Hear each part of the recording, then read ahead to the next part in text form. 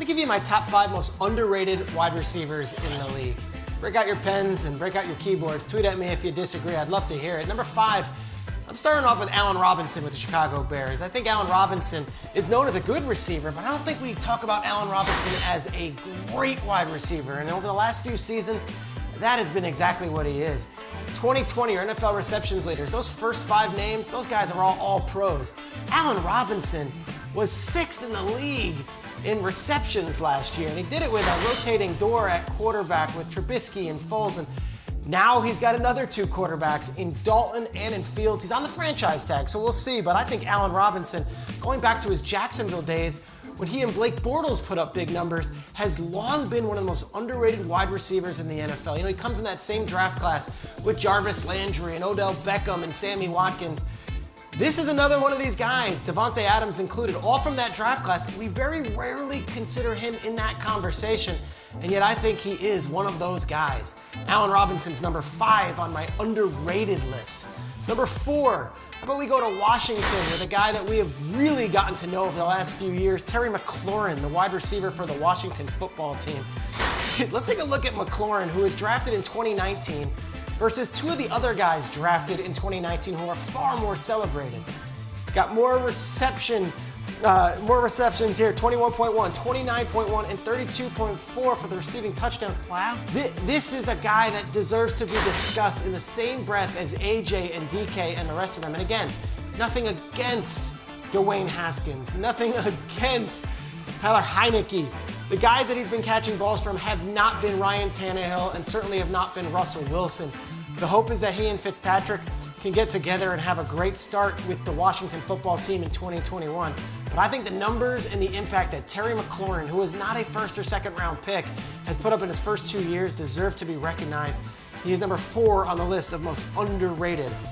Number 3, let's go to the Los Angeles Rams. What does Cooper Kupp need to do to be considered an elite wide receiver? All I know is that every year since he was drafted, he comes in and puts up monster numbers, is a nearly impossible guy to cover, blocks, runs the ball out of the backfield, and is just one of those dudes that defensive coordinators always mention when discussing who the toughest players to cover and game plan for. Always shows up in big games, always makes big plays, and is clearly an LA Rams wide receiver that is a menace for defensive coordinators. Now you throw in Stafford throwing him the ball. Look, I'm not going to underestimate the relationship he had with Jared Goff. Remember, they were roommates together before Kupp's rookie year. They shared an agent, they were best friends. But I think Stafford might be able to unleash an even different part of Cooper Kupp's game. That is the deep ball. And I think he's not the only Los Angeles Ram on this list. I go from number 3 on the Rams to number 2 being on the Rams. Bobby Trees. Robert Woods is, to me, the 2nd most underrated wide receiver in the NFL. And I look at his last 3 seasons. This is all real. Like, we don't talk about Woods as a top 10 receiver, but when you go targets, receptions, receiving yards after the catch, he always plays. He's the captain of the Rams team, and he always is making the toughest blocks in the run game. He does it all. I think he's the most versatile wide receiver that we don't talk about. When you talk about deep pass, underneath, handoff, blocking, does it all. We joke that Troy Aikman is always talking about Robert Woods and that he must be his favorite player. There's a reason for that. When you watch the film and you talk to other coaches, Robert Woods' name always comes up. He does it all. He's selfless. He's going to be wearing a new number this season as he's making the change to, appropriately, number 2. But the number 1 most underrated wide receiver in the league is a guy whose teammate we talk about a lot on the other side of him, and a quarterback who we talk about endlessly. We don't really often hear his name. Tyler Lockett is the most underrated wide receiver in the entire NFL. You look at some of these catches, and I could go through the stats, and we can talk about just how impressive he's been, because he has been that. I mean, he's got 28 receiving touchdowns over the last 3 years, which is 5th in the NFL, and he's one of just 3 players, Davante Adams, Travis Kelce being the others, who have more than 100 catches, more than 1,000 yards, and more than 10 receptions last season. But it's always the catches to me. What he does is what receivers like him cannot do. Look at this one here against the Arizona Cardinals, a toe drag. How about this one deep against the Panthers in a huge play last year against them. Tyler Lockett's footwork is as good as anyone's. His hands are as good as anyone's. His numbers are as good as anyone's. It's nothing to take away from his teammate DK Metcalf, but I think Tyler Lockett might be the player that the defensive coordinators lose sleep more over. Tyler Lockett is the most underrated wide receiver, not only in the NFL this season, but over the course of his career. This list right here, all of these guys are legitimate number one wide receivers, and yet they don't get mentioned in the same conversation as Julio and DeAndre, and of course, the new breed that we're getting with all of these young wide receivers that are tearing up the league in their first few seasons. Nate Burleson, I went with Tyler Lockett, number one, couple Rams, and then Terry McLaurin, and of course, Allen Robinson. You are the resident wide receiver. What do you got? Yeah, I can't really pick your list apart because every guy on that list deserves to be on there. But I'll give you a guy, actually another Tyler, that I feel like is maybe underappreciated, not necessarily underrated, but Tyler Boyd in Cincinnati. I don't feel like he gets enough love. Talk about it. I get it right out the gate. The young T. Higgins comes in and he looks fantastic, right? And we're giving him all the credit. And then you have Jamar Chase who comes in. He's going to be the new rookie who makes a big splash with Joe Burrow. But Joe Burrow's rookie season, he was leaning on Tyler Boyd. He had 79 catches, just under 900 yards, a handful of TDs. So for me, I feel like Tyler Boyd is going to be a guy that you're going to have to respect. You put up 80 catches last year. Now imagine what he's going to do in the offense where defenses now have to focus on T. Higgins, Jamar Chase, and forget about a guy who can put up 1,000 yards if you give him the opportunity to. Tyler Boyd is really underappreciated.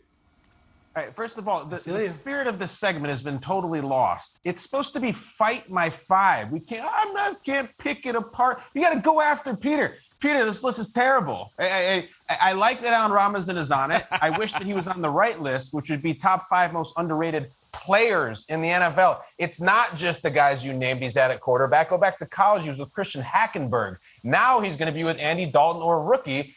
And the Tyler Lockett selection is ludicrous at number one. He just got a contract extension. Peter, no defensive coordinator is more afraid of Tyler Lockett than DK Metcalf. It's a nice soundbite to sell your point. It's a ludicrous take. And here's my checkmate on you, buddy. I have good memory on this show. 2 years ago, Nate Burleson did a burlesque on Tyler Lockett, and you were moaning and complaining. Tyler Lockett, why are we doing 10 minutes on Tyler Lockett? Nate, come on. We got a show to do here. You just did a whole segment devoted to Tyler Lockett. It's the worst list we've ever had in this segment. See you later. Nate Robinson and Jake Peter? Paul or whoever the hell it was. That list sucked. Well done, Kyle. That's how you fight the five. It's good work, Kyle. It's Uppercut. That's the spirit of the show. 5. All right, let's go. Did well. Kyle, I would add someone. I don't know who I would take out. I like Tyler Lockett at 1, even though he got a contract. He's not really considered one of those guys. I want to throw out a name. It's someone we literally never talk about, but somehow had over 1,200 yards in back-to-back seasons with 5 different quarterbacks throwing him the ball. DJ Moore, it is so crazy. Those are insane numbers.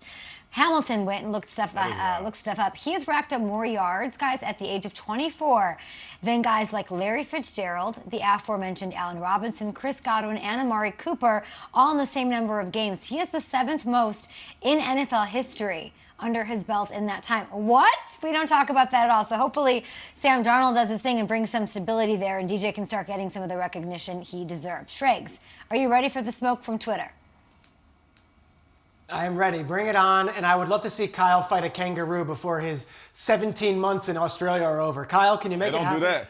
Them kangaroos be I like have this. a much better chance that Robert Woods is an underrated receiver than me knocking out a kangaroo. The number one color analyst on Fox basically does an infomercial for Robert Woods every time he calls a game, and he's still underrated? No. Boom, boom, boom. I'll fight that kangaroo right in the marsupial pouch, baby.